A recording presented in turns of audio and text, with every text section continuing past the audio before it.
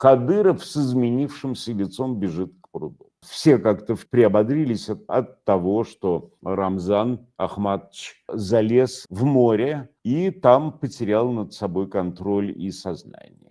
Телеграм-каналы, СМИ, они с прискорбием сообщили, что, в общем, не утонул, хотя ему были предоставлены для этого все возможности, не ушел из жизни, его откачали. Ну, в общем, наверное, никакой реальной опасности для него не было, потому что, как известно, некоторые субстраты не тонут.